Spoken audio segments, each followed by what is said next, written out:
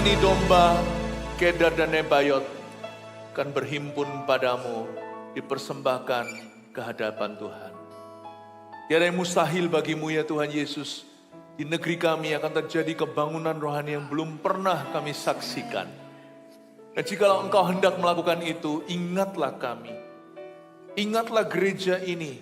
Ingatlah keluarga kami. Libatkanlah kami dalam pekerjaan-Mu yang nyata di akhir zaman. Ingatlah bisnis kami, profesi pekerjaan kami. Pilih kami sebagai Abraham-Abraham-Mu.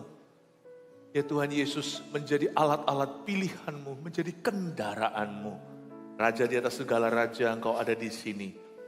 Hari ini ya Tuhan Yesus, Kau akan memberikan nubuatan-nubuatan-Mu dalam kehidupan kami. Kami siap menangkap isi hati-Mu. Sebab ada perkara-perkara yang tidak bisa diajarkan. Ada perkara-perkara yang hanya bisa kami tangkap dari hati Tuhan. Kami rindu menangkapnya, Roh Kudus. Kau ada di sini, ubah hati kami yang keras, lemah lembutkan. Biar kami bisa melihat kerajaan, bukan melihat diri kami. Sembunyikan hamba di balik salib-Mu sebagai hamba-Mu yang melayani. Semoga ya Tuhan jemaat-Mu terus bertumbuh ke arah Kristus. Dalam nama Yesus, haleluya. Amin. Berikan tepuk tangan untuk Tuhan. Praise the Lord. Saya rasakan kasih Tuhan yang begitu hebat di tengah-tengah kita. Bisakah Anda mengatakan pada kanan kirinya, Tuhan sangat mengasihi Anda. Haleluya. Silakan duduk kembali. Oh, praise the Lord. Saya akan memulai sesi ini dengan menunjukkan laporan kemenangan yang tertunda, yaitu Malam Pentakosta di Kupang. Saya bernubuat di dalam nama Tuhan Yesus, bahwa hari-hari KKR besar telah dimulai lagi. Saya yakin hari-hari ke depan Anda akan mendengar bukan desas-desus, karena Tuhan akan pakai gereja kita, terjadi kebaktian kebangunan rohani, kebaktian-kebaktian besar seperti Kupang ini, puluhan ribu orang, kursi yang disediakan pun ternyata iman kita terlalu kecil, padahal kursi yang disediakan 14.000 gak main-main. Tapi itu terlalu kecil ditelan oleh masa yang datang. Kita akan melihat hari-hari ke depan demikian. Gereja ini akan dipakai hingga juta-juta murid. Kemudian, praise the Lord, kita saksikan ini.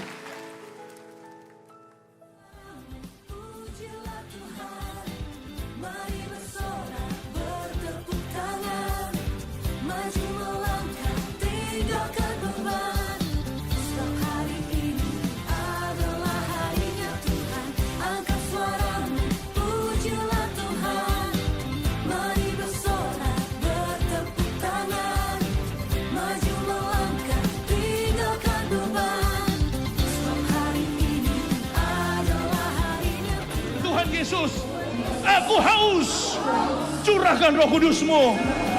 Amin. Semua dosaku ku lepas kehendakku, biar seluruh nafasku memuliakan-Mu, Yesus.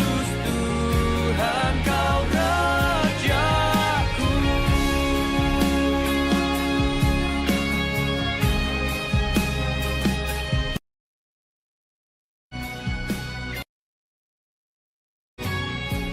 Haleluya. Segala kemuliaan bagi Bapa di sorga. Welcome to this prophetic Sunday. Minggu yang saya sebut sebagai minggu profetik atau nubuatan. Saya ajak kita berdiri sekali lagi membaca ayat pembukanya.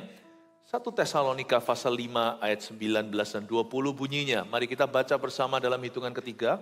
Jelas dan tegas, termasuk semua yang streaming ibadah kita di GMS seluruh dunia. Mari kita baca bersama-sama 2-3.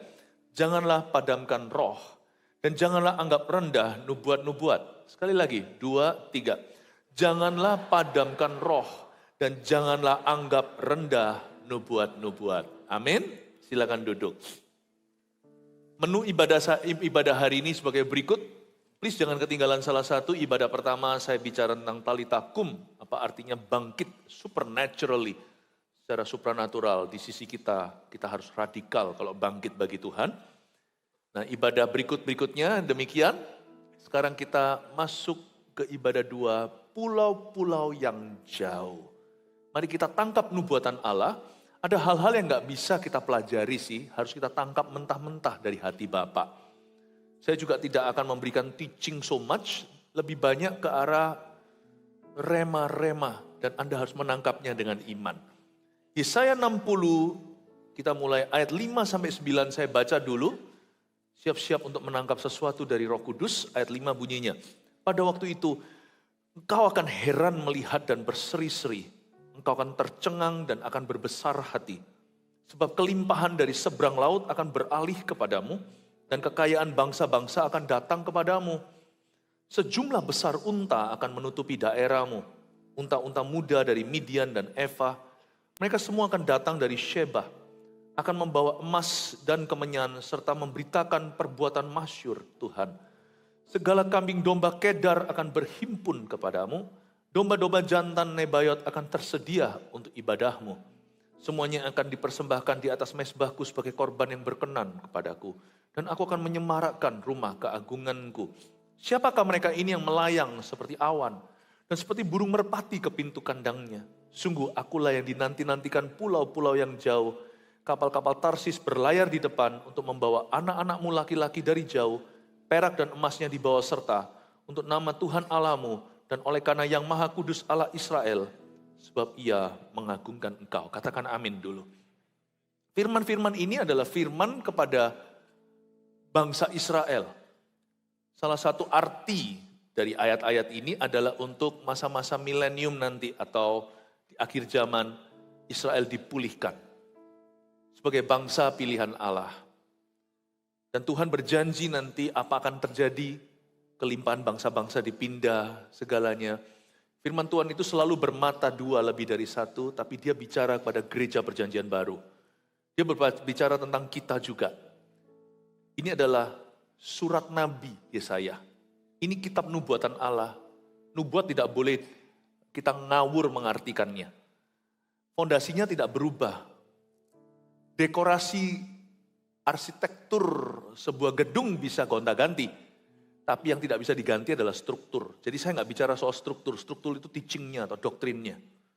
Tapi nubuatan itu dia akan mengalir sesuai dengan kehendak Allah. Dan saya minta Anda menangkap sesuatu untuk kehidupan Anda, untuk bisnis Anda, untuk keluarga rumah tangga Anda, dan untuk gereja kita tercinta, GMS Rooftop dan GMS 2 di mana-mana, sampai ke mancanegara yang sekarang sedang menyaksikannya. Tuhan berjanji begini sama kita, ayat 5, pada waktu itu ada kairos atau waktu ilahi. Kita kalau jalan sama Tuhan itu akan dibawa dari satu waktu ilahi ke waktu ilahi berikutnya. Sekalipun AM, PM di hidup kita itu, semua orang sama. Jam itu baku. Waktu Indonesia bagian Barat sekarang pukul 10.30 sekian. Ya 10.30 ya, 10.29. Nah sedangkan kalau di Bali saat ini, 11.30-an. Waktu Indonesia bagian mana itu semua baku. Kalau di luar negeri, Amerika jam berapa? East Coast dan West Coast. Pantai Timur atau Barat. Tapi waktu ilahi itu beda. Kita bisa hidup di waktu manusia bersamaan. Yang satu mengalami kesia-siaan, yang satu mengalami tuntunan. Makanya pentingnya cari Tuhan. Hidup itu gak akan sia-sia. Karena waktu kita akan digunakan oleh Allah. Dikatakan pada waktu itu, this is the day that the Lord has made. Hari ini adalah hari yang dijadikan Tuhan. Mari kita bersuka cita di dalamnya. Hari ini adalah hari yang sama buat setiap orang. Tapi hari ini tangan Tuhan bekerja dengan cara beda dalam diri seorang dan orang yang lain. Pada waktu itu aku akan membawamu masuk ke dalam kairosku. Di mana janji akan digenapi. Engkau akan heran melihat dan berseri-seri. Sebentar. Lihat apa sih kok kita bisa senyum-senyum kanan kiri? Emangnya kita itu heran melihat apa sehingga wajah kita berseri-seri? Kata heran melihat dalam bahasa Ibraninya itu aneh loh. Visi. Itu bukan melihat sesuatu dengan mata kepalamu. Itu melihat sesuatu dari mata kepala Tuhan. Makanya wajahmu berseri-seri. Kalau kita lihat dari fakta dan realita, wajah kita bisa suram. Kalau kita melihat dari mata kepala sendiri, apalagi sudut pandang manusia yang picik sekali, kita yang pesimis ini, wah kita lihat bukan tanah perjanjian, kita lihat raksasanya, dan kita memandang diri sendiri sebagai belalangnya. Ternyata kata heran melihat itu visi. Sebab Engkau Tuhan yang maha tahu, yang beri mimpi dan penglihatan. To see beyond your circumstances today. Untuk melihat jauh melampaui keadaan dan kondisimu hari ini. Heran melihat itu visi. Kita melihat bahwa Allah heran. Gak mungkin lah. Keadaanku ini membuat aku gak kepingin hidup malahan. Aku gak bisa melihat hari depan apa masa penuh pengharapan. Suram iya, mana ada damai sejahtera kini. Sekarang ini aku rasakan kepanikan. Tapi Alkitab berkata, kalau kamu mau masuk ke kairosku, kamu harus melihat yang kulihat. Kalau kamu mau melihat, kalau kamu mau masuk dalam waktu ilahi, kamu harus melihat dari sudut pandang ilahi. Oh, merinding saya. Pada waktu itu engkau akan heran melihat dan berseri-seri. Kata berseri-seri di situ itu, you have to be happy in that vision. Aku tidak suruh kamu melakukan, gini kira-kira bahasa Alkitabnya ya. Aku tidak menyuruhmu, aku tidak menyuruh engkau umatku untuk melakukan sesuatu dulu. Hal pertama yang engkau bisa lakukan, bahkan bukan melakukan apa-apa. Tapi agree with me, kata Tuhan. Sepakat dengan aku, kata Tuhan Yesus. Aku tidak minta aktivitas perdana kita dalam iman itu bukan berbuat apa-apa. Ternyata agree dengan Tuhan. Sepakat dengan Allah. Sedangkan doa kita seringkali kan suruh Tuhan sepakat sama kita. Gua maunya apa? Nggak bisa. Visi itu membawa kita ke level lebih tinggi. Kita yang sepakat sama Allah. Kata berseri-seri itu bukan, apa bahasa Surabayanya, mesem ya. Bukan senyum-senyum sana sini. Berseri-seri itu artinya happy to follow my vision. Apakah engkau kerasan dalam visi Tuhan? Atau kita menggerutu, Tuhan suruh kita ke Kanaan, lalu kita mengeluh sama Musa, apa-apaan sih kan enakan dulu. Ngapain sih dibawa ke rooftop hari ini? Ngapain sih dibawa ke 2030-300 gereja? Ngapain sih ke 1000 gereja apalagi 1 juta murid ke pulau-pulau jauh? Tidakkah cukup kita hanyalah beribadah? Kalau kita nggak kerasan dalam visi itu, kita akan mencetat keluar. Kalau kita kerasan di dalamnya, Yohanes 15 kita akan berbuah. Kata abide in me, tinggallah dalam aku. Kamu akan berbuah lebat. Kata tinggal dalam aku itu kerasan home sweet home. Gak bisa orang itu cuman stay married. Berapa banyak orang itu tetap stay married tapi sudah pisah ranjang, pisah kamar, sendirian. Stay married tapi gak kerasan dalam pernikahan itu. Gak bisa, mana ada berkat madu susu buat anak cucu. Yang membuat berkat pernikahan kita itu diturunkan adalah pernikahan bahagia. Papa mama kerasan dalam pernikahan itu. Dan Tuhan berkata, kamu harus berseri-seri. Kamu bersuka cita karena aku. Orang Israel ketakutan setengah mati kok itu Yosua. Untungnya mereka sudah pengalaman 40 tahun itu di disiplin Tuhan. Kalau enggak mereka akan mengulangi kesalahan nenek moyang. Mereka tidak menggerutu sama Yosua, sedangkan dulu mereka menggerutu sama Musa. Waktu Yosua berkata, kita ke Yeriko, mereka sorak-sorai di Yeriko. Padahal harusnya kalau mereka tidak melihat dari sudut pandang Allah, mereka itu masuk perang loh. Menghadapi raksasa, tembok yang besar-besar. Sedangkan mereka harusnya sudah fine-fine saja lah mengembara. Apa salahnya jadi orang gypsy? Kenapa mereka harus menjadi orang pilihan Tuhan dan disuruh masuk ke Kanaan? Perang menanti mereka. Tapi mereka masuk dengan sorak-sorai. Kamu harus berseri-seri. Kalau kamu mau tembok ini roboh, kamu harus teriak happy. Makanya gak boleh kita itu hanya memberikan persembahan. Saya ngomong gini bukan karena minta uang. Saya ngomong begini itu untuk mengajarkan sebagai bapak rohani kepada anak-anak rohaninya. How we should worship Jesus. Gimana kita harus menyembah Tuhan. Gak bisa kita itu hanya memberikan persembahan. Persembahan yang kita berikan misalnya. Itu Alkitab mengatakan, Rasul Paulus menulis begini. Berikanlah dengan cheerful heart. Dengan sorak-sorai, dengan sukacita. I'm happy to give. I'm happy to serve. I'm happy to be an usher. Aku happy untuk bisa melayani Tuhan. Aku happy datang ke gereja. Bukan menggerutu datang. Ayolah, ayolah Pak. Ayolah Koh. Ayolah Mas, datang ke gereja lah Mas. Ya oke lah, boleh lah sekali-kali. Gak bisa, Tuhan gak suka begitu. When you give cheerfully. When you worship wholeheartedly. Waktu engkau menyembah segenap hati. Waktu memberi dengan sukacita. Tuhan berkata kamu harus berseri-seri. Apakah Tuhan paksa kita tersenyum dan tertawa? Yes, setiap lutut akan bertelut, setiap lidah akan mengaku. Tuhan suruh kita berseri-seri. Itulah kenapa banyak orang Kristen hidupnya tidak punya kuasa. Karena mereka melakukan tugas ibadah mereka.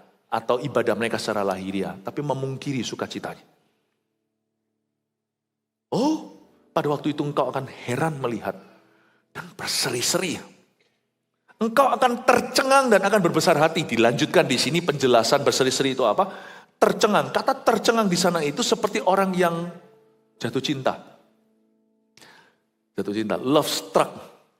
Ya, saya masih ingat kok, ini mungkin membuat sedikit malu tapi tidak apa-apa. Karena saya bangga dengan pernikahan saya.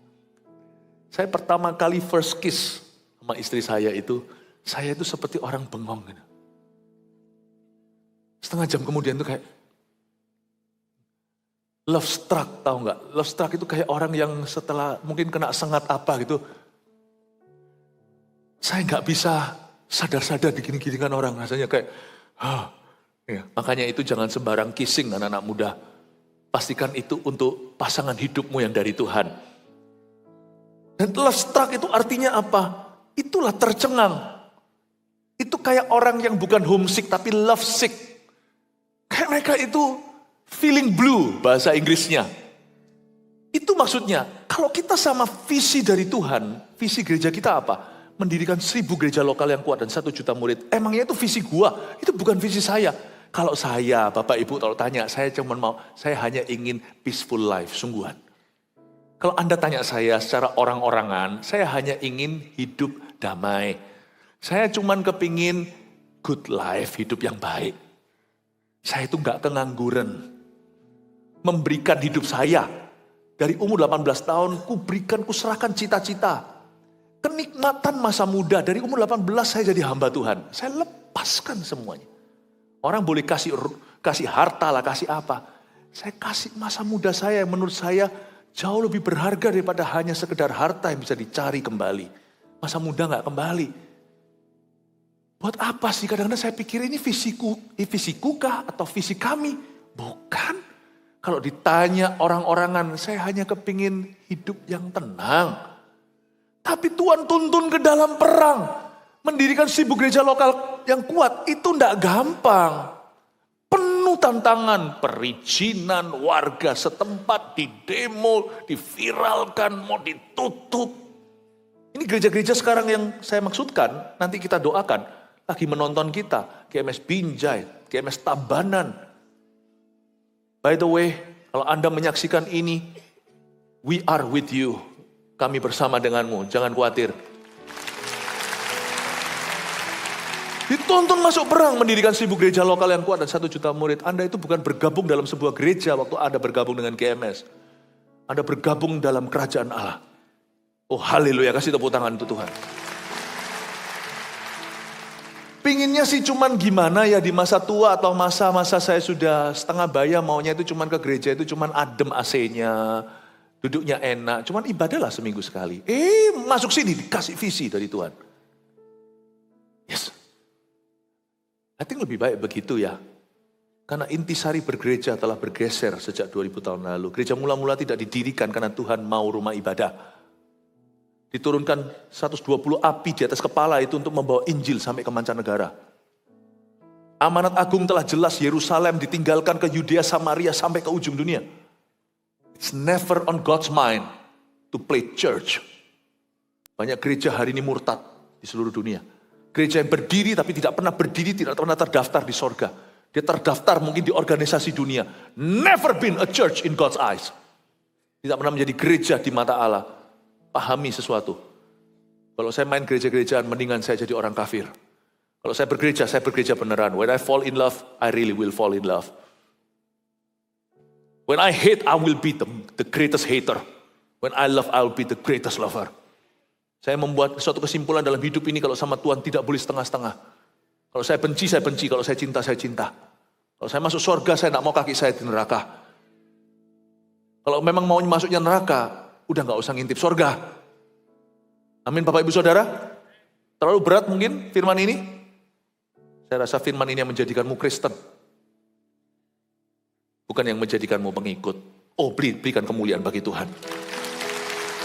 Engkau akan tercengang dan akan berbesar hati. Kata berbesar hati artinya optimis. Mesti optimis jadi orang. Jadi orang harus optimis. Ibadah ke-1 tadi saya sampaikan tentang depresi. Roh depresi yang menguasai seluruh dunia akan semakin menjadi-jadi. Orang Kristen minimal harus optimis. Kalau saya tidak bisa minta iman, optimis duluan. Mesti optimis dulu. Jadi orang Kristen itu bahasanya gini loh, kalau disuruh sesuatu yang belum tahu, bisa enggak kamu lakukan ini? Jangan berkata, enggak mungkin Pak, enggak bisa. Kalau memang enggak mungkin, enggak bisa, itu pelan-pelan aja, enggak usah terlalu menggebu-gebu. Karena dunia sudah terlalu banyak berita ini, enggak bisa, enggak mungkin. Tapi kalau memang Anda merasa bisa, Anda orang yang optimis, Anda bisa ngomong gini, jangan janji palsu juga, bisa, tapi tidak pernah performa. Kalau saya jadi Anda, saya akan begini, bisa Pak, tapi kasih saya waktu untuk mengusahakannya dulu, nanti saya kasih report pada Bapak. Saya akan usahakan.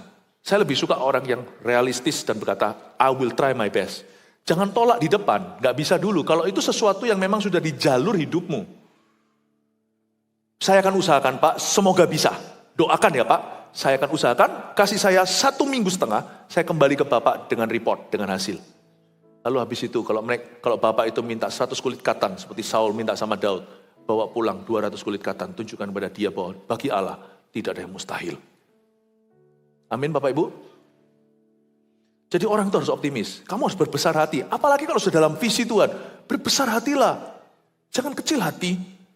Nah sekarang kita lihat berkat Tuhan. Di mana ada visi, di situ ada provisi. Bahasa Inggrisnya ya, saya bermain kata-kata ini. Where there is God's vision, there is always His provision. Saya suka sekali dalam bahasa Inggrisnya. Provision itu artinya penyediaan. Atau persediaan Allah. Provision itu adalah satu kata. Tapi di dalam kata itu ada kata vision. Provision. Ya, saya suka sekali kalau merenungkan kata-kata dan kalimat. Di mana ada visi. Dan kalau Tuhan pro dengan visi itu, di situ ada provision. Ada penyediaan Allah. Tuhan tidak pernah suruh kita itu pergi berperang lalu Tuhan sembunyikan peluru. Tuhan gak pernah suruh kita memanah lalu anak panahnya disimpan. Tuhan gak pernah suruh kita pergi tanpa sebelah sana. Tuhan suruh seseorang sudah datang. Tuhan suruh Filipus pergi ke tempat yang sunyi.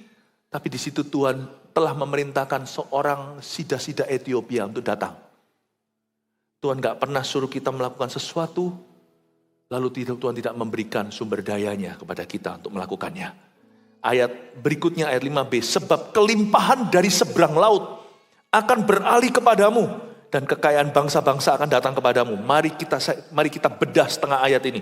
Sebab kelimpahan dari seberang laut, kata kelimpahan di sana secara harafiah artinya money, wealth, kekayaan di situ. Kelimpahan di sana itu artinya kekayaan harta materi. Kekayaan itu akan mengalir dari seberang laut. Kata seberang laut di sana itu dalam bahasa aslinya from the western sea. Unik ya. Kekayaan dari barat, lautan barat akan dipindahkan harta itu. Ini literally atau secara harafiah, letterlijk kata orang Belanda, bicara soal financial blessing. Sekali lagi saya tekankan bahwa gereja Mauritia yang saya gembalakan bukan penganut Injil kemakmuran. Tapi kita tidak alergi memberitakan apa yang jelas-jelas dalam firman. Injil kemakmuran itu bedanya adalah semua tolak ukurnya adalah harta. Sedangkan bagi gereja yang menganut seluruh firman, harta ada di pinggiran, termasuk bagian dari perjanjian Allah, namun bukan utama. Yang utama itu relationship with God, righteousness, peace and joy in the Holy Ghost. Kebenaran, kekudusan, sukacita dan damai sejahtera.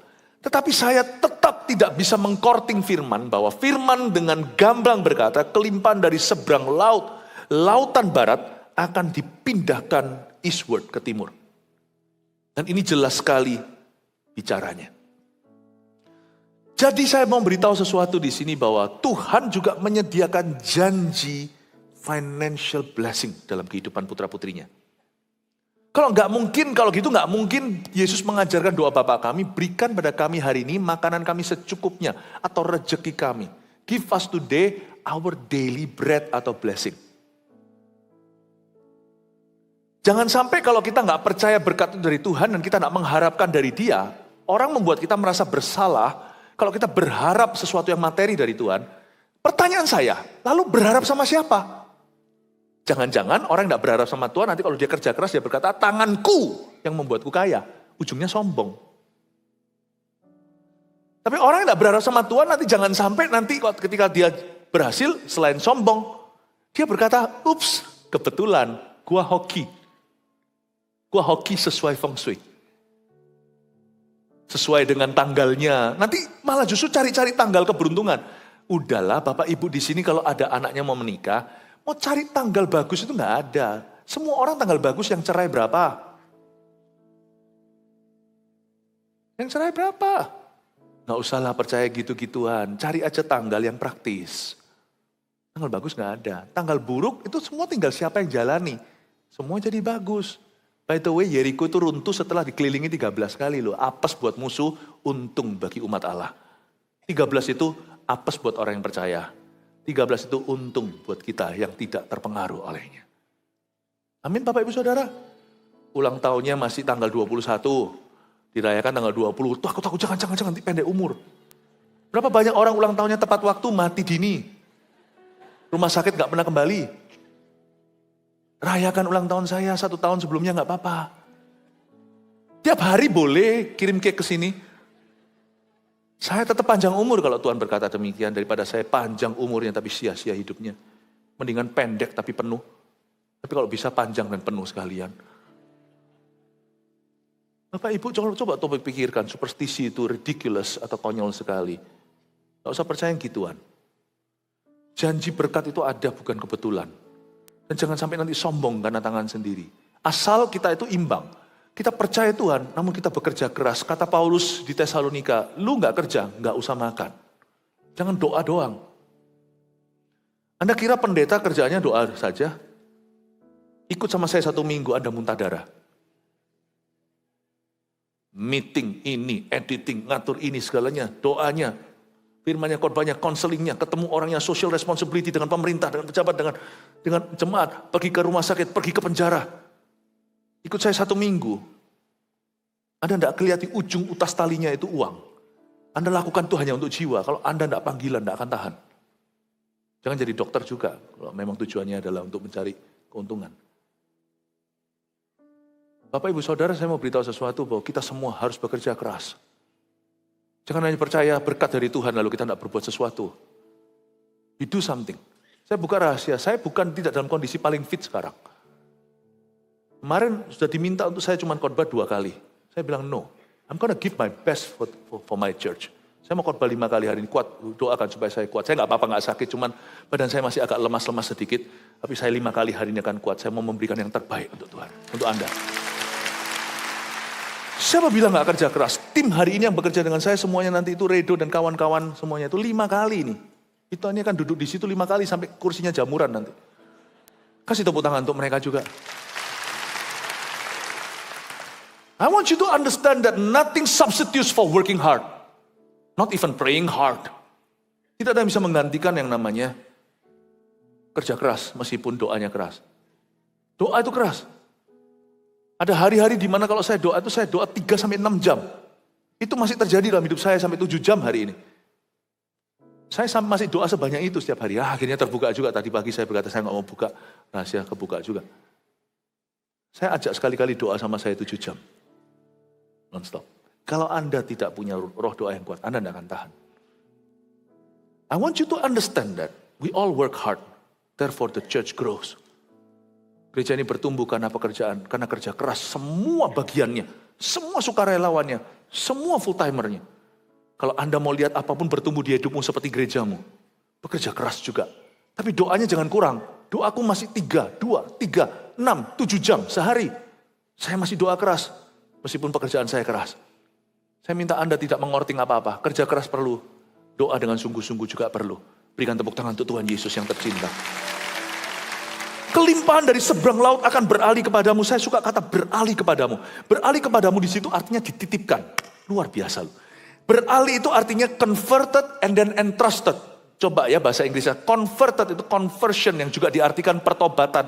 Conversion itu artinya seperti nilai tukar uang. $1 sama dengan 15.000 sekian. Itu kan nilai tukar. 1 yen itu berapa dolar? Atau mungkin 1 Singapura dolar lawan USD itu berapa? Itu ada conversion. Kenapa mata uang negara tertentu kuat? Karena banyak orang memakai mata uang itu. Kenapa dolar itu merajalela di seluruh dunia? Karena seluruh dunia masih didominasi USD. Misalnya kalau seluruh dunia pakai rupiah, ya rupiah kuat sekali lah. Nah disinilah Tuhan berkata, nanti misalkan ini rupiah nih ya misalnya, nanti akan aku convert. Harta dunia itu, bangsa-bangsa itu akan semuanya itu ke rupiah. Masalahnya kira-kira gitu bahasanya. Sehingga akan kuat. Nah ini maksudnya beralih kepadamu itu conversion. Ditukar, money changer. Apa yang mestinya miliknya Afrika, miliknya mana, tiba-tiba milik Indonesia. Itu maksudnya. Ini penguatan ekonomi terjadi dari tangan Tuhan. Aku akan memastikan orang beli dari kamu dan kamu yang produksinya. Dititipkan dan bukan hanya converted. Lucunya, bukan lucu, indah mulianya adalah beralih kepadamu. Kata beralih itu artinya entrusted. Jadi Bapak Ibu dengarkan, hari-hari ke depan ada berkat materi yang diberikan kepadamu tapi tidak pernah sungguhan diberikan. Itu hanya dititipkan kepadamu. Akan ada beberapa orang-orang perusahaan, bukan beberapa, tapi siapa percaya akan alami ini. Perusahaan Anda, pekerjaan Anda, atau keuangan pribadi, atau secara korporasi, atau secara bisnis, atau toko satu, atau hanya satu gerai saja, atau satu depot, atau satu chain, atau satu rantai restoran. Akan ada berkat-berkat materi yang Tuhan akan convert ke margamu, ke keluargamu, atau ke grup bisnismu, atau kepadamu secara individu. Dan Tuhan percayakan harta itu kepadamu. Ada batasnya, tidak ada uang tanpa seri. Tuhan itu menguji kita. Dan Tuhan percayakan kepada keluarga itu atau kepada orang itu sebagai titipan. Titipan apa sih? Aku titip ya ini. Aku titip untuk gerejaku. Aku titip ya ini. Aku titip untuk orang-orang miskin. Aku titip ya. Aku titip ini untuk misi. Aku titip ya untuk misionaris. Aku titip untuk hamba-hamba Tuhan. Dan aku titip ini juga bahkan untuk pekerjaan kemanusiaan. Tapi hati-hati nanti saya kasih tips-tipsnya tentang CSR. Atau perusahaan-perusahaan yang punya dana sosial. Be careful, ada berapa orang pikirannya cetek soal itu. Nanti saya jelaskan. Aku titipkan. Kata dipindahkan atau beralih di situ itu artinya titipan. Anda tidak pernah memilikinya. Saya sampai merinding waktu saya baca ini. Semoga jemaatku tak akan mengerti ini. Lalu berikutnya, lanjutkan dulu. Dan kekayaan bangsa-bangsa akan datang kepadamu. Nah, kata kekayaan di sini malah justru bukan soal money. Aneh ya. Dalam bahasa aslinya kekayaan bangsa-bangsa artinya forces. Kekuatan bangsa-bangsa.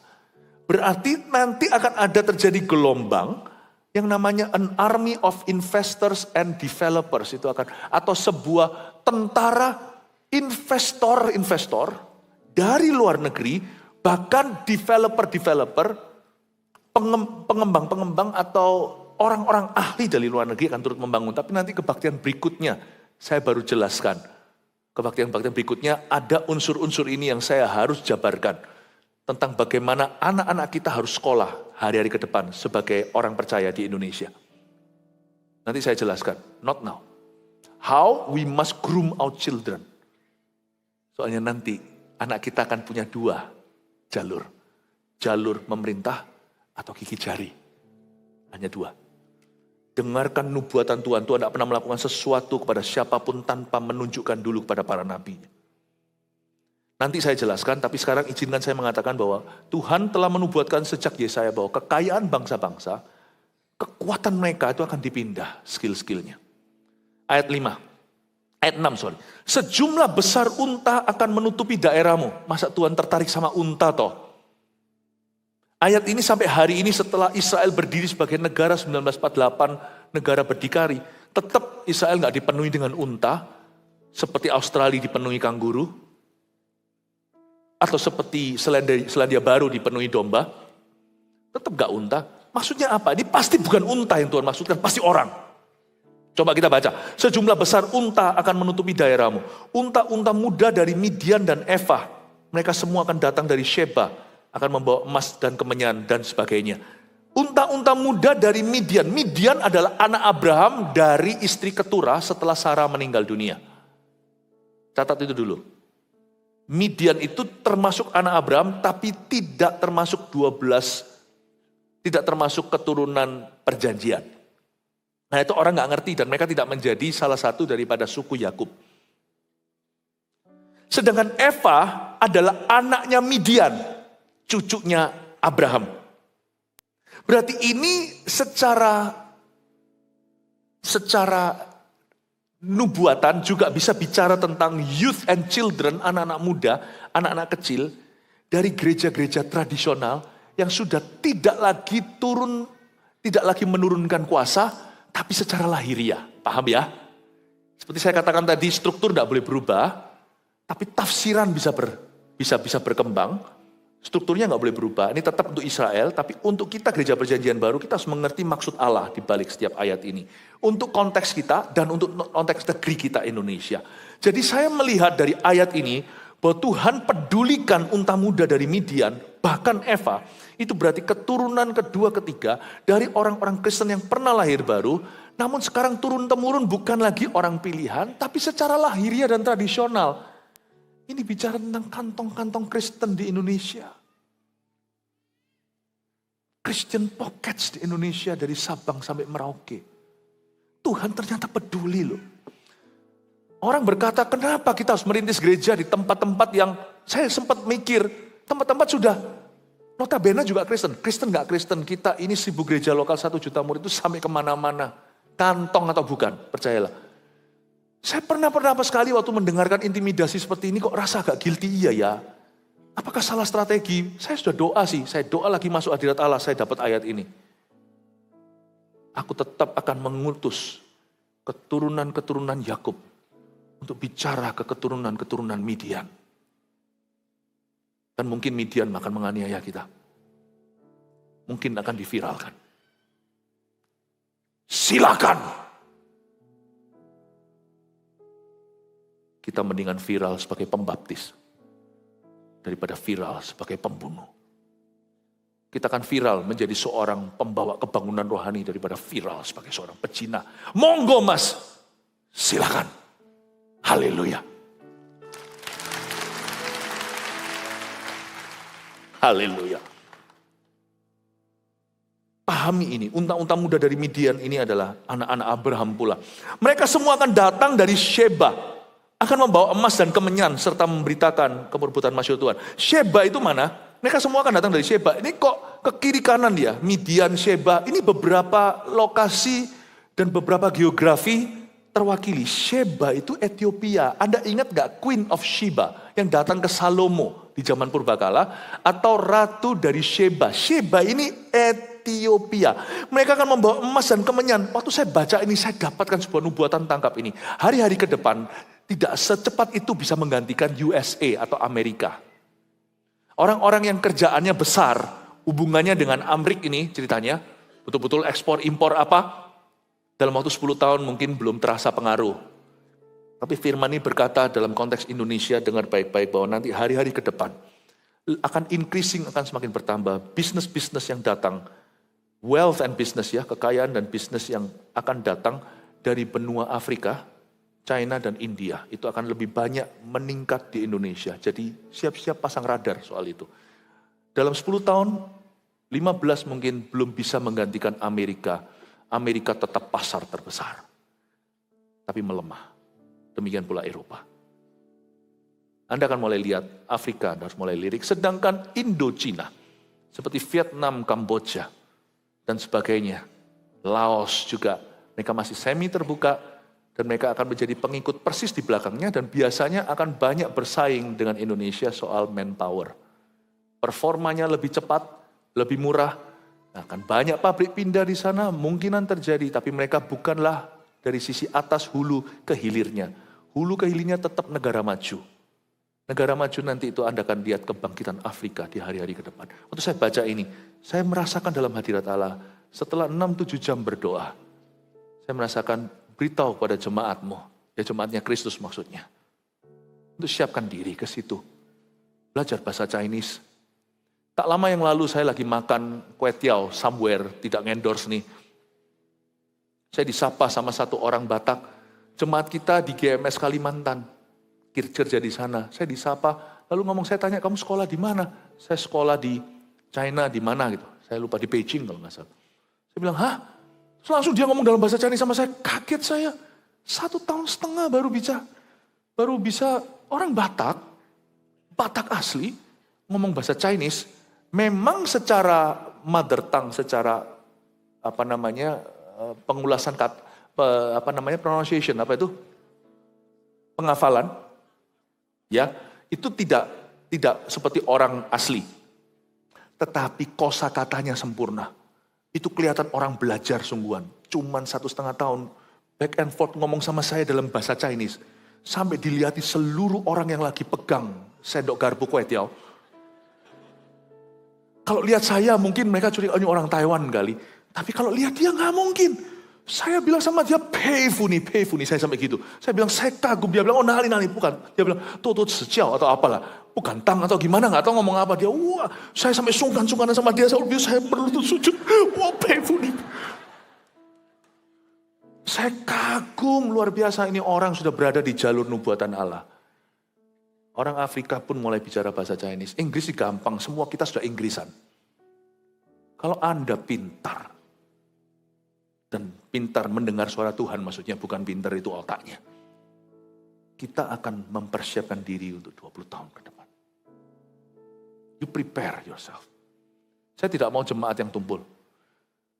Jemaat kita ini akan masih tinggal di bumi sampai akhir hayatnya atau sampai Tuhan datang. Lebih baik kita persiapkan untuk jadi champion semuanya. Katakan ke arah kanan kirinya, Tuhan akan memakaimu secara luar biasa. Kasih tepuk tangan untuk Tuhan Yesus. Segala kambing domba Kedar, ayat 7, akan berhimpun kepadamu. Kedar itu siapa? Kedar itu adalah the second son of Ismail, itu anak keduanya Ismail.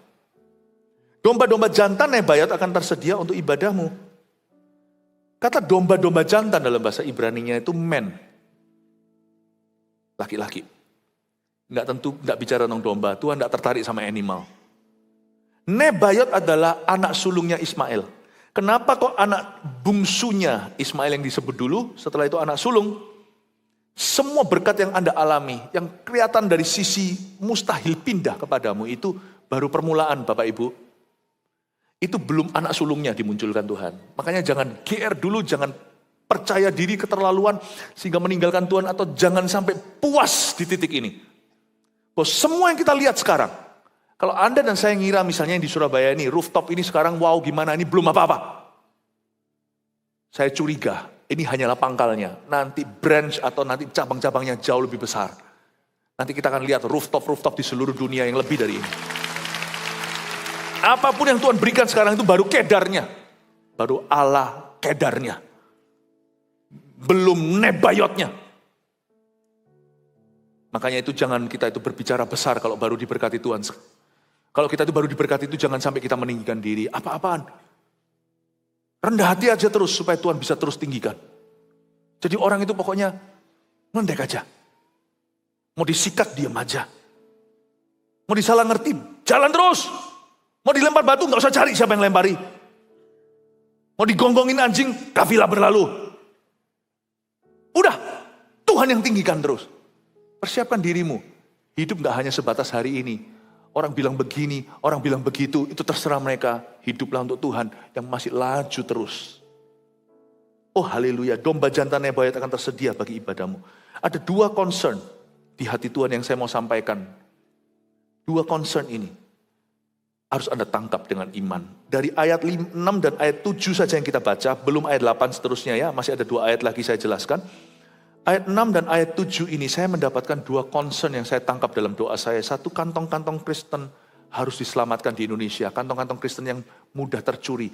Tahukah di Indonesia ada kantong-kantong Kristen dari Sabang sampai Merauke yang akan meninggalkan imannya hanya demi sebotol aqua. Gereja harus melakukan sesuatu. Itu bukan karena masalah ekonomi, itu iya. Kemiskinan harus dientaskan, itu iya. Tetapi itu juga masalah mental, karena tidak adanya kebangunan rohani. Sedangkan orang Korea yang saya tahu yang berapi-api, memang bukan muda-mudi. Korea yang saya pahami, yang saya ngerti gereja-gereja di Korea. Baik Korea di luar negeri maupun Korea di dalam Korea. Khususnya Korea di Korea. Kalau di luar negeri masih ada anak-anak mudanya, karena mereka masih western. Masih ke barat-baratan. Kalau yang betul-betul Korea itu kaku betul. Sehingga banyak anak-anak muda hilang dan lenyap sirna dari gereja. Korea di dalam orang-orang Korea, yang sungguh-sungguh di dalam Korea itu banyak orang tua. Tapi itu pun masih kelihatan afterglow. Atau masih kelihatan sisa-sisa kemuliaan masa lalu dari tahun kebangunan rohani 1950. Zamannya Yonggi Cho muncul dan sebagainya itu. Saya melihat kesungguhan hati mereka. Itu orang Korea. Kalau diutus misionaris itu nggak bisa bahasanya. Orang Korea itu bahasanya kental, nggak seperti orang Indonesia bisa tiru logat Korea, logat Jepang, logat apapun. Orang Indonesia itu linguistically talented, sebenarnya kita itu minder aja. Sebenarnya kita itu sangat bakat bahasa. Mana ada, saya belum pernah kenal orang-orang internasional yang suka membuat lelucon tentang bangsa lain punya logat, itu cuma orang Indonesia. Karena mereka mau buat lelucon, mereka jadi lelucon, mereka nggak bisa logat apa-apa. Orang Korea, kalau yang Korea betul-betul ya nggak pernah di luar negeri tinggal, itu ngomong bahasa Inggris kayak Korea, ngomong bahasa Spanyol kayak Korea. Jadi orang nggak bisa bedain. Lu ngomong bahasa apa, tetap keluarnya Korea. Kalau orang Indo bisa Ajinomoto semuanya keluar. Saya beritahu ya, orang Korea itu kalau diutus sama Tuhan pergi Afghanistan, India, mana mereka langsung pergi. Ada ribuan misionaris Korea, nggak bisa bahasanya ke situ. Beberapa orang-orang dari GMI yang kita kenal dengan baik tentunya, itu sekarang ada di Ukraina. Semua orang pergi minggat, dia di dalam sana dibom, tetap di situ. Malah beli gedung sekarang jadikan tempat misionaris yang pumpung murah. Orang Korea itu saya acungi kayak gini. Dan mereka tidak mudah untuk dipindahkan imannya. Mereka mau disuap kayak, mau diancam sama KGB. Ada yang diancam, saya tahu ada juga yang mau dibunuh. Mereka tetap di situ, mereka nggak takut. Itu mental. Kenapa? Doanya lo kayak gitu, militannya. Firmannya lo, gerejanya berapi-api meskipun sekarang nggak ada anak mudanya. Tapi dulu kan mereka muda, berapi-api. Nggak heran, mana bisa mereka itu menjual imannya demi segelas aqua. Orang Korea mati pun nggak hengkang dari Kristus. Penjara pun nggak hengkang dari Kristus. Luar biasanya kayak gitu. Dan mereka tidak punya duit. Mereka pergi ke situ. Banyak itu organisasi misi, tidak tentu gereja. Mendanai, puji Tuhan gereja kita itu terus di backup jemaat yang misionaris. Kasihan mereka terontang-antungkan seperti itu. Tapi mereka tetap menjadi misionaris. Memenangkan banyak jiwa. Rahasianya bukan cuma di ekonomi. Waktu saya pergi ke kepulauan, Kepulauan Timor, Nusa Tenggara soalnya. Nusa Tenggara. Saya pertama ketemu dengan pejabat setempat. Saya sampaikan kepada beliau. Saya berkata, Pak, waktu saya mendarat, Roh Kudus berkata, saya bilang begini. Karena kita dipanggil menjadi saksi juga terhadap raja-raja. Perhatikan air bersih. Saya disuruh doa untuk air bersih tempat ini. Saya ini orang yang paling jarang baca-baca berita segalanya ya. Memang itu kekurangan saya dilengkapi oleh tim saya. Tapi saya tiba-tiba merasa air bersih di sini. Beliau langsung berkata, itu salah satu program kami. Saya berkata, Bapak kalau menjabat, Bapak mesti berdoa sungguh-sungguh, ini harus dientaskan. Bukan untuk agenda pribadi, tapi harus untuk rakyat. Saya doakan. Tapi saya tidak bisa sebut apa posisi segalanya, saya rasa tidak etis. Saya berdoa begitu. Tentunya ada hal-hal yang perlu dilakukan. Waktu saya pergi ke Nusa Tenggara itu, kepulauan itu, saya melihat di situ tuh, kalau menurut saya sih belum sepandang mata, cuman berapa hari di sana, nggak objektif ya saya ya. Tapi saya lihat ikan-ikan apa hasil laut luar biasa, tapi mungkin jarang ada orang investor datang sana untuk membangun pendinginnya. Padahal hasilnya luar biasa. Tapi setelah 1 hari di pasar busuk sudah. Saya bilang, Pak, ini mestinya banyak orang mesti bisa datang dari semana-mana untuk membangun Indonesia bagian yang lain. Tapi saya bukan politikus, itu bukan urusanku. Saya bangun kerajaan sorga, saya cuma kasih ide. Tapi ketika saya berdoa untuk semuanya, tiba-tiba Tuhan berkata, kebutuhan mereka terbesar dan paling mendasar adalah they're lacking the Holy Spirit in their life. Mereka tidak mengalami Roh Kudus dalam kehidupan mereka. Ya Tuhan, makanya malam Pentakosta. Yang lain-lainnya itu agenda menyusul. Number 1 yang harus duluan. Yang pertama, first thing first, itu spiritual thirst. Yang pertama harus menjadi yang harus dipenuhi adalah haus lapar akan kebenaran. Kehausan rohani. Seperti orang Korea, kalau mereka sudah dapat itunya, gak dapat makan juga gak pindah agama. Mau dianiaya, mau dibunuh pun mereka tidak akan hengkang. Saya rasa itu fondasinya. Air bersih segalanya itu tambahan. Kerajaan Allah dan kebenaran itu nomor 1, saudaraku. Saya langsung waktu malam Pentakosta saya berkata, you need the Holy Spirit. Boom! Roh Kudus dicurahkan. Banyak orang berkata gak pernah terjadi seperti itu. Histeri mungkin di kota itu secara size saja misalnya. Pertemuan demikian rupa. Orang masih membicarakannya. Saya rasa itu perlu. Kantong-kantong Kristen perlu itu, perlu dua-dua. Pelayanan itu harus holistik, harus sepenuhnya.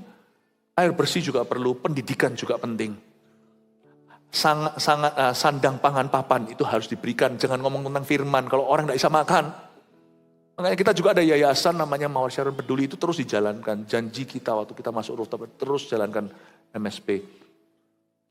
Tapi jangan lupa, kebangunan rohani itu jawabannya. Sebab orang makan, minum, besok juga lapar lagi. Apa yang dimakan keluar di jamban. Tapi apa yang masuk ke hati tidak akan keluar lagi. Christ here. Kristus di sini. Air kehidupan. Kamu tidak akan pernah haus lagi. Kamu tidak usah menimba air ini lagi. Itu yang kita rindukan. Gereja tetap harus gereja. Yang lainnya itu tugas pemerintah, tugas businessman juga. Tapi gereja tetap akan memberitakan spiritual thirst harus diisi dulu. Kantong-kantong Kristen harus kita lawat. Makanya gereja-gereja kita ada di mana-mana sekarang. Kantong-kantong Kristen mudah tercuri di Sabang sampai Merauke. Kedua, concern Tuhan adalah pulau-pulau yang jauh di Indonesia, di luar Jawa. Tolong diingat Bapak Ibu Saudara yang di dalam pulau Jawa yang menyaksikan saya, yang di luar Jawa ini Anda sekarang menjadi subjek kasih kami. Tolong diingat regional Sumatera yang dipimpin oleh Pastor Maxi. Regional Kalimantan yang dipimpin oleh Pastor Yudi yang telah pindah ke situ, khusus saya pindahkan ke sana. Padahal saya kangen setengah mati. Saya kekurangan orang di sini. Jangan lupa, Kepulauan Sulawesi, Ambon dan Papua yang disingkat regional Sulam Papua yang dijalankan oleh Pastor Puat Chen, Pastor Thomas, yang menjalankannya dengan sangat baik. Sekarang beliau ada di Makassar. Tahun depan Desember akhir, Tuhan izinkan kita akan resmikan gedung kita baru di GMS Makassar yang lebih besar. Manado terus berkembang. Lalu jangan lupa tentunya GMS Bali dan Kepulauan Nusa sampai ke ujung timur sana, sampai ke Australia yang dipimpin oleh Pastor Samuel Muji dan istri. Yang sekarang sudah baru saja berapa minggu lalu saya utus ke Bali, pindah ke situ. Bapak Ibu, ingatlah bahwa GMS tidak hanya ada di Surabaya, Jakarta, Semarang, Jogja. Hatiku menangis untuk seluruh Indonesia. Saya kalau disuruh jadi pendeta, cuman untuk ngayom-ngayomi begini, cuman untuk ganggang kaki enak-enak, cuman hidup tenang, saya akan taruh rencana saya. Saya akan resign. Tapi selama masih ada satu jiwa lagi, kantong-kantong Kristen yang tercuri gara-gara sebotol aqua, I'll bring you to war with me. Gereja ini akan saya bawa ke medan perang. Kalau Anda tidak tahan, jangan di gereja ini. Cari gereja lain, this church is not for you. But if you're with me, kalau Anda dengan saya, let's go to war. Kita akan menangkan perang ini untuk Tuhan.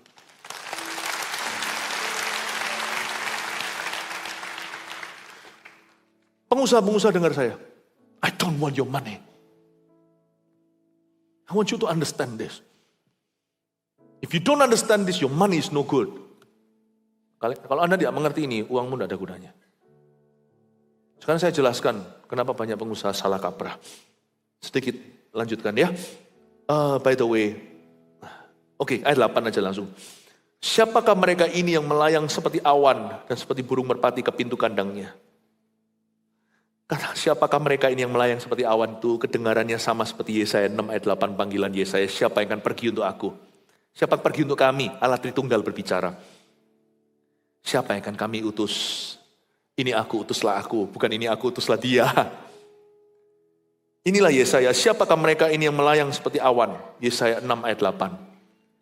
Siapakah yang akan pergi untuk kami? Ini aku. Tidak semua kita akan dipanggil pergi loh, kemana-mana, ke sana, timur-timur, segala enggak. Tapi kita semua punya hati harus pergi. Hati kita harus pergi. This is the church I will build you, Lord. Inilah gereja yang akan kita bangun. Ayat 9, sungguh akulah yang dinanti-nantikan pulau-pulau yang jauh. Kapal-kapal Tarsis berlayar di depan. Untuk membawa anak-anakmu laki-laki dari jauh, perak dan emas yang dibawa serta. Inilah visi jiwa-jiwa. Untuk nama Tuhan Allahmu dan oleh karena yang Maha Kudus Allah Israel. Berhenti di sana ayat 9. Kapal-kapal Tarsis berlayar di depan. Kapal-kapal Tarsis, pernahkah Anda baca Yunus pasal 1 ayat 3? Yunus pasal 1 ayat 3, Tarsis adalah traumanya Allah. Kok bisa Allah punya trauma? Bukan, ini kiasan saja. Tarsis adalah tempat Yunus pergi untuk menjauhi hadirat Allah. Itulah Tarsis. Yunus itu pergi ke sebuah tempat namanya Yopa. Hari ini Tel Aviv. Dia cari kapal pergi ke Tarsis jauh dari hadapan Tuhan. Untuk melarikan diri dari panggilan. Tapi kenapa di Yesaya dikatakan kapal Tarsis yang berlayar di depan? Tuhan mau supaya kita itu setir hidup kita, keluarga dan bisnis kita, pelayanan kita, gereja bagi saya sebagai gembala sidang. Itu in the direction of mission, bukan away from it. Gereja bisa berdiri tanpa misi, bisa banget. Taruh aja artis, taruh aja apa, taruh aja acara, bisa. Saya tidak mau bangun gereja abal-abal, mengerti? Saya akan bangun gerejanya Tuhan. Kapal Tarsis berlayar di depan, yang di depan itu misi. In the direction of mission. Tidak di arahnya misi. Mission directed church. Mission directed business. Mission directed marriage. Mission directed life. Mission directed family. Hidup yang arahnya adalah misi. Bisnis yang arahnya adalah misi. Pelayanan yang arahnya misi. Gereja yang arahnya misi. Keluarga pernikahan yang arahnya misi. Itu yang Allah kehendaki, kapal Tarsis di depan. Kapalmu di belakang, bawa emas dan sebagainya di belakang. Ini luar biasa, sebab ia mengagungkan engkau. Yang saya maksudkan misi itu tidak hanya humanitarian atau pekerjaan kemanusiaan, itu perlu, jangan salah ngerti, tadi saya sudah jelaskan. Pekerjaan kemanusiaan itu bagian dari pelayanan, tapi yang utama adalah keselamatan. Karena saya suatu hari dulu pernah nimbang-nimbang, saya mau jadi apa ya, jadi orang baik saya kasih makan, tapi orang itu masuk neraka buat apa? Saya harus kasih dia makan. Tapi seperti Yesus saya harus kasih dia, maksudnya saya harus kasih dia minum. Kalau dia dahaga mati gimana? Gimana saya bicara sama dia? Tapi saya juga harus memberi dia air yang tidak berasal dari dunia. Karena minuman ini yang membuat dia tidak lagi dahaga. Bukankah Yesus ketemu sama wanita yang ambil air itu di sumur Samaria? Tapi ujungnya kan Tuhan tunjukkan pada dia air yang lebih bagus. Wanita itu taruh airnya dan pergi lari ke kampung halamannya. Ceritakan pada dunia. Ingat Bapak Ibu Saudara, saya memutuskan suatu hari untuk jadi pendeta. Karena saya rasa ini panggilan yang paling mulia. Anda jangan jadi pendeta kalau Tuhan tidak panggil. Karena kita dalam tim, kesebelasan. Gak semuanya itu jaga gawang, gak semuanya striker. Kita harus saling kerjasama. Saya berkata, saya rasa saya akan ini dulu, yang lainnya menyusul. Nah ini butuh seluruh kita kerjasama. Bukan hanya humanitarian, kebanyakan orang itu, apalagi kalau bisnisnya sudah sukses, pikirannya itu hanya mau kemanusiaan. Nah itu oke. Tapi tahukah Anda nubuatan ini bahwa Allah setiap hari pedih hatinya melihat anak-anaknya dicuri karena segelas aqua? Karena segelas aqua. Bisa rasakan nggak kalau anak kita jadi pelacur, ini secara rohani. Misalnya kalau secara jasmani, gara-gara mereka cuma minta sesuap nasi, itu jadi orang tua sakitnya seperti apa. Saya bisa rasakan hati bapak itu kayak apa. Gak usah mikirkan orang-orang yang belum kenal Tuhan. Pikirkan aja kantong Kristen di Indonesia. Sumatera ada loh. Toraja juga ada. Sulawesi. Di sebelah sana Papua. Wah. Di kepulauan bawah itu. Nusa-Nusa itu.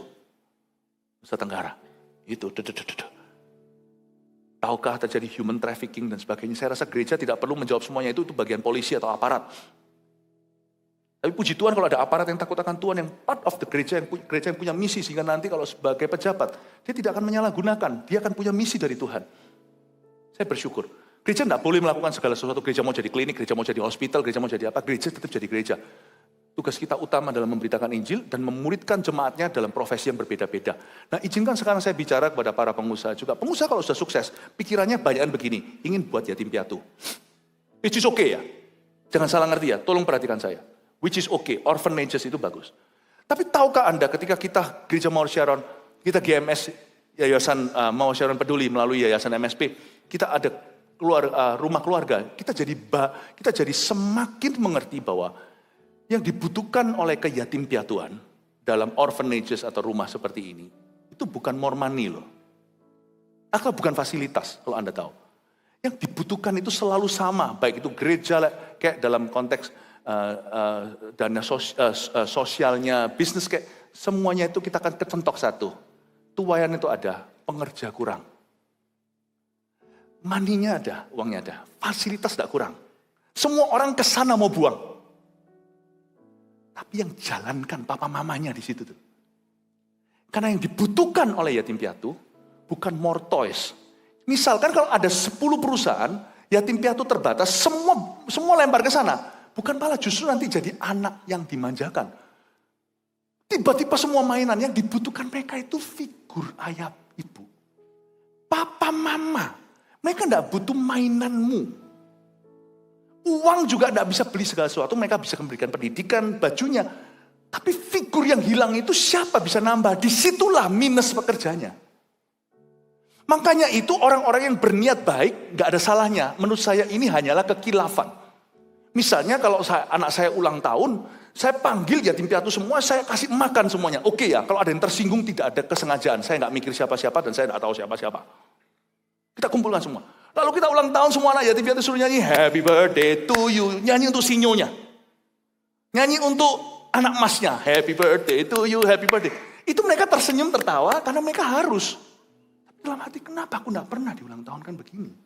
Itu justru membuat mereka pulang lebih hampa.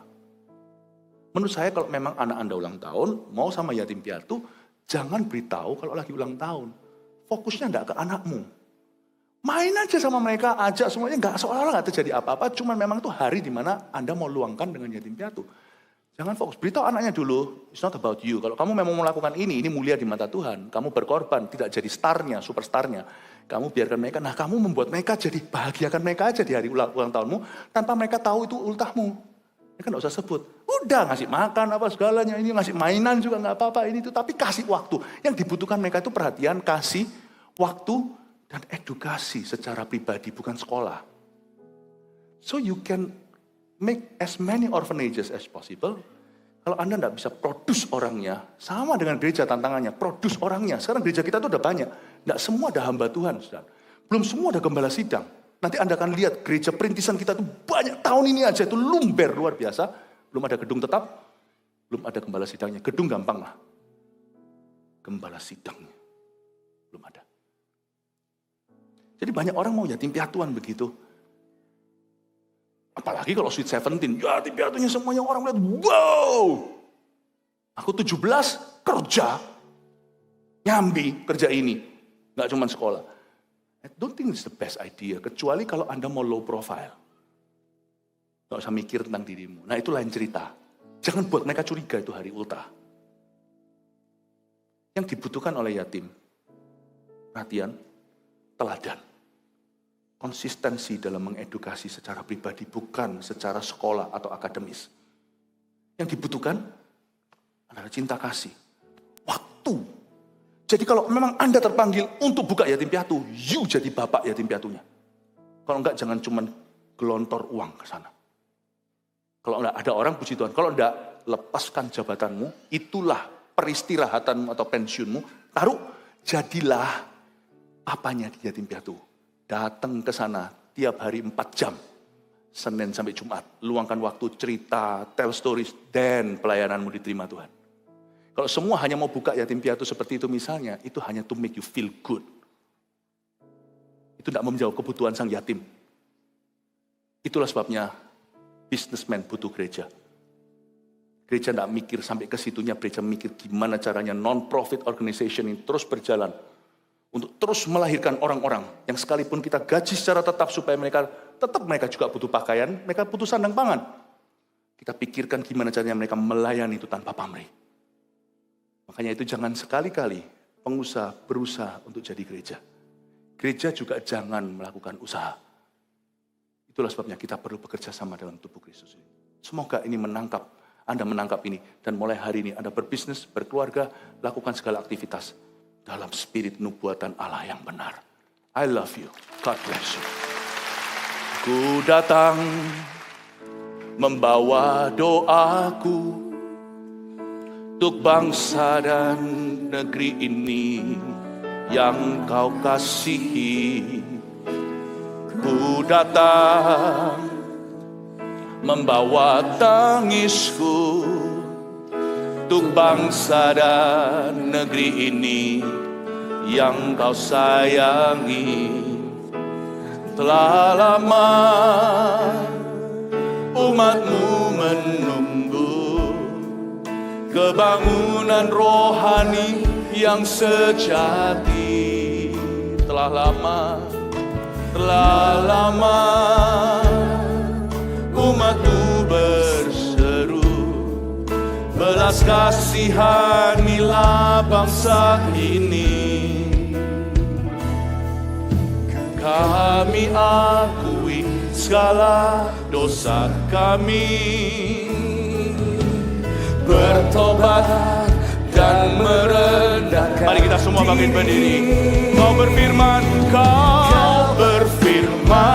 kami domba Kedar serta Nebayot kan berhimpun padamu. Engkaulah yang dinantikan, pulau yang jauh dan ujung-ujung bumi.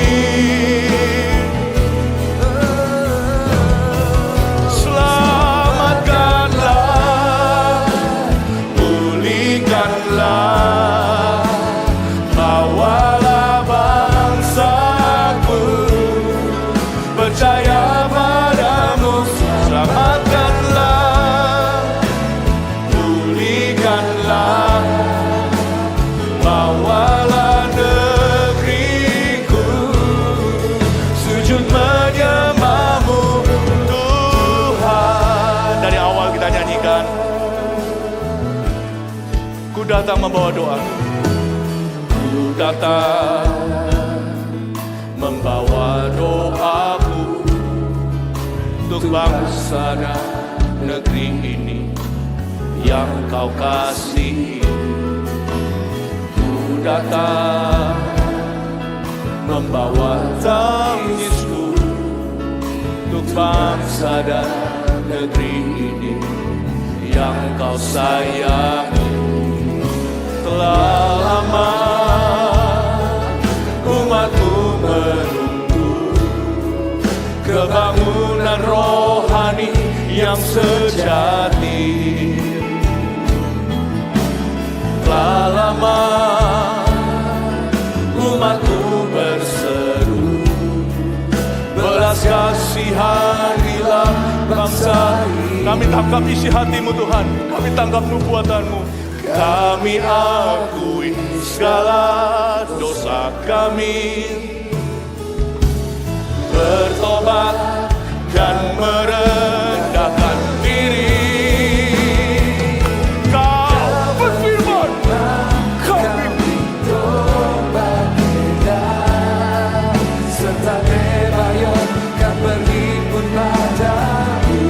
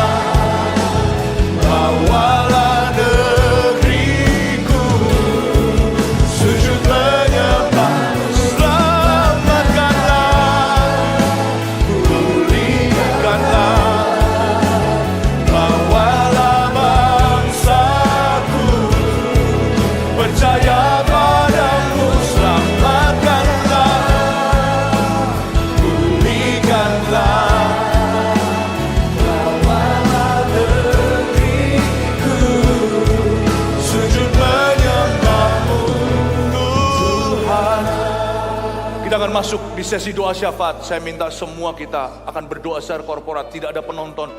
Tapi semua kita at least menjadi pendoa syafaat. Di depan kita nanti nyalakan GMS yang sedang dalam tantangan. Baik itu soal perizinan ataupun warga penduduk sekitar.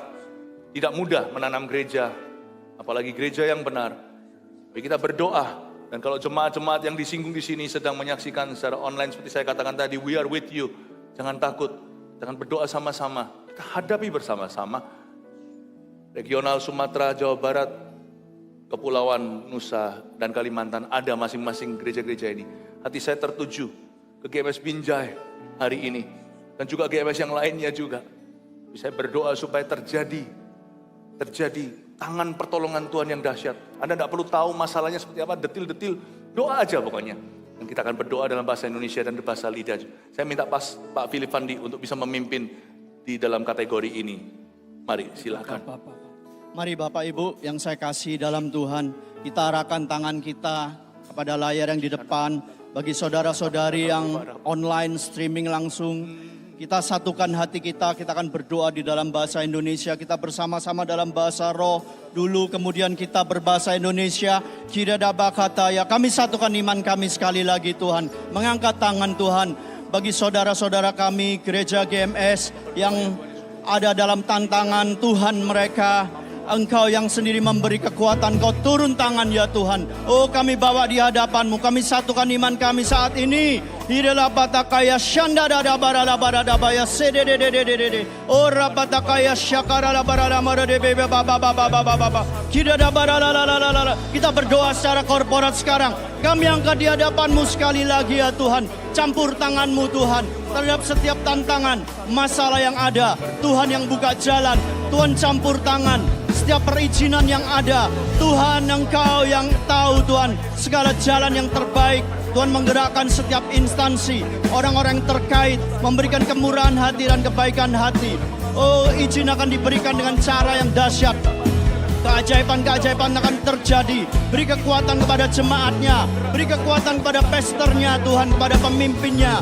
Kesetiaan kepada mereka Tuhan dalam nama Yesus. Mereka yang mengalami aniaya, mereka yang mengalami hati yang tidak enak Tuhan, mereka terintimidasi. Tuhan Engkau penghiburan mereka. Kekuatan itu datang daripada-Mu, penghiburan itu datang daripada-Mu. Kami lepaskan damai sejahtera buat mereka. Kami lepaskan kekuatan buat mereka, buat iman, sukacita. Ada terobosan dalam masalah keuangan sekalipun Tuhan. Campur tangan, Engkaulah Allah penyedia. Engkaulah Allah yang sanggup menyediakan segala sesuatunya. Engkau yang mencukupkan segalanya. Oh meteraikan Tuhan setiap doa-doa kami, meteraikan setiap iman kami. Kami satukan di hadapan-Mu saat ini. Kami lepaskan berkat buat setiap regional yang ada, baik Kalimantan, Bali, Nusa, Jawa Barat dan Sumatera. Kasih Tuhan melimpah, berikan sorak-sorai bagi Tuhan, karena Tuhan yang berperang bagi kita. Di dalam nama Tuhan Yesus, kami dedikasikan kepadamu dalam nama Yesus.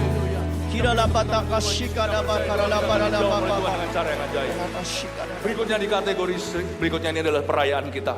Ini adalah gereja-gereja yang didirikan sepanjang tahun 2023 ini aja. Tahun ini aja segini. Kita akan berdoa. Tentunya tadi saya katakan ingat regional-regional. Tapi juga jangan lupa regional luar negeri, ROSC, Eropa, Asia, Australia, USA. Kita akan dan Kanada. Kita akan berdoa supaya mereka juga bertumbuh secara ilahi. Karena visi ini akan sampai ke ujung dunia.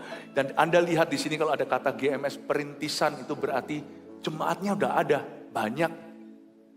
Tetapi belum ada gembala sidangnya. Makanya kita terus utus misionaris. Makasih untuk semua dukungannya. Dan juga belum ada gedung yang tetap.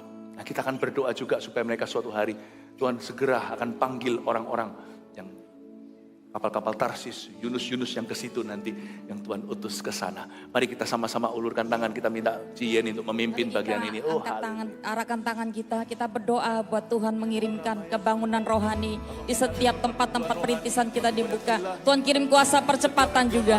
Tuhan bangkitkan gembala-gembala. Mari semua berdoa, hitungan ketiga, 2, 3. Kami memberkati setiap perintisan-perintisan gerejamu dari Indonesia sampai ke bangsa-bangsa ya Tuhan. Tangan-Mu yang kuat menyertai, mengurapi mengurapi gerejamu. Bangkitkan gereja yang kuat, yang dipenuhi dengan Roh Kudus, yang bergerak dengan tanda-tanda ajaib. Kami minta setiap tempat dipenuhi dengan kebangunan rohani, dengan percepatan terjadi ya Tuhan. Percepatan terjadi, pertumbuhan terjadi di dalam nama Yesus. Tuhan rohani, dan kami minta bangkitkan gembala-gembala, bangkitkan orang-orang kuat, bangkitkan ya Tuhan setiap murid-murid-Mu di dalam nama Yesus. Di dalam nama Yesus kami berdoa dari seluruh Indonesia, Sumatera, sampai kepada regional Selam Papua, sampai ke seluruh regional yang ada di luar negeri ya Tuhan. Kami berkata di dalam nama Yesus, bangsa-bangsa bagi kemuliaan nama-Mu dalam nama Yesus. Saya tergerak satu, kita akan berdoa bersama-sama buat penggerak kemauan rohani. Dari Pastor Philip sampai semua gembala regional, kita angkat mereka dalam doa ya. Saya percaya 300 gereja terjadi karena ada orang-orang yang memulainya, dan kita topang mereka dalam doa. Kita arahkan tangan kepada Pastor Philip dan Anda yang di setiap wilayah di mana Anda. Kita berdoa buat gembala regional, gembala gereja lokal. Kita berdoa buat PIC yang ada. Kita berdoa sama-sama, doa 3. Kami mengarahkan tangan, kami memberkati hamba-hamba-Mu ya Tuhan. Engkau memegang hidup mereka, Engkau menyertai mereka. Kuatkan dan teguhkan hati setiap hamba-hamba-Mu. Buat Pastor Philip, semua gembala-gembala regional dimanapun mereka berada. Aku percaya tangan Tuhan yang kuat menyertai mereka dengan memberikan kemenangan yang gilang gemilang dari waktu ke waktu Tuhan. Mereka memulai dan menyelesaikannya dengan luar biasa. Kami percaya karena Tuhan menyertai sampai 300 gereja di 2030 terjadi di dalam nama Yesus. Berkat-Mu atas setiap hamba-hamba-Mu ya Tuhan. Kami berdoa bangkitkan lebih banyak lagi gembala-gembala. Bangkitkan lebih banyak lagi Tuhan PIC. Dan Engkau menyertai, memberikan mereka kuasa untuk bergerak dengan tanda-tanda ajaib. Terima kasih ya Tuhan. Sekarang kami tahu bahwa Tuhan mengurapi gereja-Mu ya Tuhan. Dan memberikan kemenangan yang gilang gemilang oleh tangan kanan-Mu. Berikan sorak-sorai bagi Tuhan. Coba lihat gereja-gereja itu. Gereja ini sibuk, we are working, dan menjadikan visi itu dikenapi. Lihat begitu banyak, kita rayakan hari ini. Puji Tuhan, perjalanan masih jauh.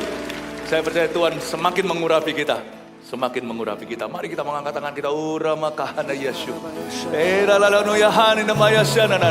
Biar Tuhan teguhkan sekali lagi oleh urapan, oleh Roh Kudus-Mu di tempat ini. Oh inahani nama Yesus. Inololaya dokonanaya maralaya nayanamu. Shiara la mine namaya to na namaya se. Inamaya baraya su. Iana la maya sana la maya se. Inara maya baralaya sana la maya se. Inara la. Shukura badaga baya sana la maya badara. Ora bahada kana ya sonara. Ira matakana malima roti ramata kiana na doda bas. Lorinina na motoko hanada yekara na mahanilo yasi. Hanayano kiamalaya siamada kiavarala utoko mayashuko na matakamayashan. Hidamara batakamayashan. Dan memanggilmu di segala tempat di mana Engkau kutempatkan saat ini. Tidak ada satupun tempat di mana Engkau berdiri. Ada saat ini ada sebuah kebetulan. Aku Tuhan yang menetapkan setiap musim dan masa. Aku memindahkanmu dari satu tempat kepada tempat yang berikutnya. Karena di situ ada pekerjaan yang sedang kusiapkan. Sebab aku telah menetapkan setiap engkau untuk jadi pembangun-pembangun gerejaku. Hari ini kuatkan dan teguhkan hatimu. Sebab segala apapun yang kau perlukan di dalam pekerjaanku, tanganku sudah menyediakannya dengan limpah dan ruah. Bahkan bukan saja engkau akan dicukupi, bahkan berkelimpahan. Sebab tangan Tuhan berkuasa untuk menyediakan segala yang kau perlukan. Tuhan sedang memanggil kepulauan Timur dan Nusa Tenggara. Nusa Tenggara, kepulauan di daerah Tenggara Indonesia sampai ke timur Papua. Tuhan akan memajukan, aku sedang memajukan pekerjaan-pekerjaanku di tengahmu. Pekerjaanku akan tumbuh dan akan maju di tengah-tengahmu. Orang-orang yang merampok engkau akan meninggalkan engkau. Tetapi orang-orang yang membangun engkau, yang akan mengupayakan kesejahteraanmu, akan datang. Akan mengupayakan untuk kesejahteraanmu, sebab aku berfirman untuk kepulauan Nusa Tenggara sampai ke arah timur. Bangkitlah sebab terang Tuhan sudah terbit ke atasmu. Dalam nama Yesus Tuhan. Kau berfirman, kami gombal Kedar, serta Nebayon kan berhimpun padamu.